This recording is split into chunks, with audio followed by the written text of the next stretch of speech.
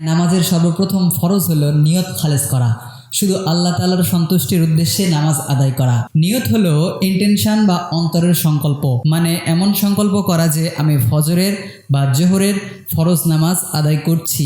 এর উচ্চারণ জরুরি নয়, অন্তরের সংকল্প ছাড়া শুধু মুখের উচ্চারণ দ্বারা নিয়ত হয় না। এছাড়া রাসূলুল্লাহ সাল্লাল্লাহু আলাইহি ওয়াসাল্লাম এবং সাহাবা কিরাম রাদিয়াল্লাহু আনহুম আজমাইন থেকে মুখে নিয়ত উচ্চারণ করা প্রমাণিত নয়, তাই মুখে নিয়ত করাকে সুন্নত বলা ভুল। অবশ্য অন্তরে সংকল্প করার পাশাপাশি মুখে উচ্চারণ করতে কোনো সমস্যা নেই, কিন্তু আরবি ভাষায় নিয়ত করাকে সওয়াবের কাজ মনে করা নিতান্তই ভুল এবং প্রচলিত লম্বা আরবি নিয়ত করতে গিয়ে তাকবীরে উলা থেকে বঞ্চিত হওয়া বা জোরে জোরে উচ্চারণ করে অন্যের মনোযোগ নষ্ট করা সম্পূর্ণ নিষেধ। 2. রাসূলুল্লাহ সাল্লাল্লাহু আলাইহি ওয়াসাল্লাম যখন নামাজের জন্য দাঁড়াতেন তখন আল্লাহু আকবার বলে নামাজ শুরু করতেন। তাকবীর বলার সময় উভয় হাত কানের লতি পর্যন্ত ওঠাতেন এবং অঙ্গুলিসমূহকে খোলা এবং কেবলামুখী করে রাখতেন। সহিহ হাদিসে উভয় হাত কাঁধ পর্যন্ত ওঠানোর কথাও বর্ণিত হয়েছে এবং তা কোনো কোনো ইমামের মতে সুন্নত বটে। 4. তাকবীরের পরে ডান হাত বাম হাতের উপর, মানে ডান হাতের কবজি বাম হাতের কবজির উপরে রেখে হাত বাঁধতেন। এখন প্রশ্ন হলো, হাত কোথায় বাঁধতেন?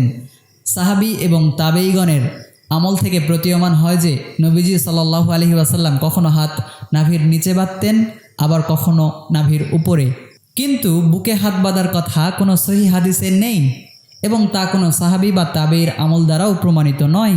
তাই এই রীতিকে নবীজি সাল্লাল্লাহু আলাইহি ওয়াসাল্লামের সুন্নত বলা ভুল। এখন প্রশ্ন হলো, নাভির নিচে এবং নাভির উপরে হাত বাঁধা উভয়টিই কি সুন্নত নাকি একটি সুন্নত এবং অপরটি মুবাহ? এই প্রশ্নের উত্তরের ভার ফকিহ ইমামগণের উপরে ছেড়ে দেওয়া উচিত।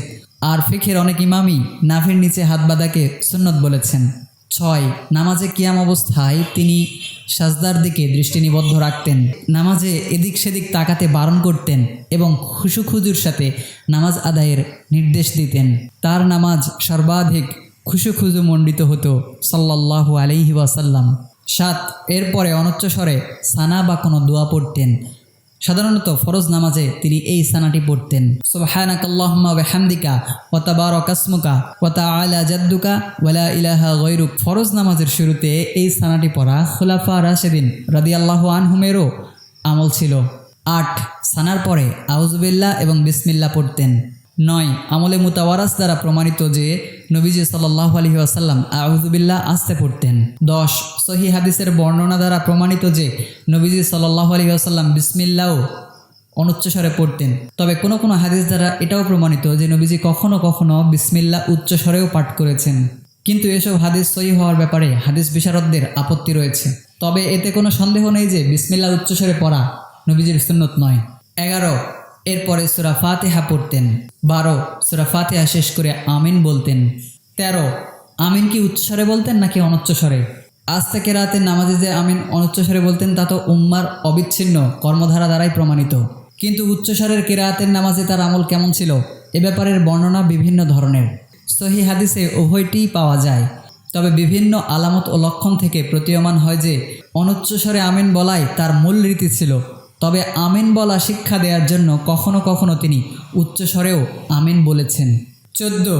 সূরা ফাতিহার পরে অন্য কোনো সূরা পড়তেন, তবে ফরজ নামাজের তৃতীয় ও চতুর্থ রাকাতে সূরা ফাতিহার পরে অন্য কোনো সূরা পড়েছেন বলে কোনো প্রমাণ পাওয়া যায় না। 15.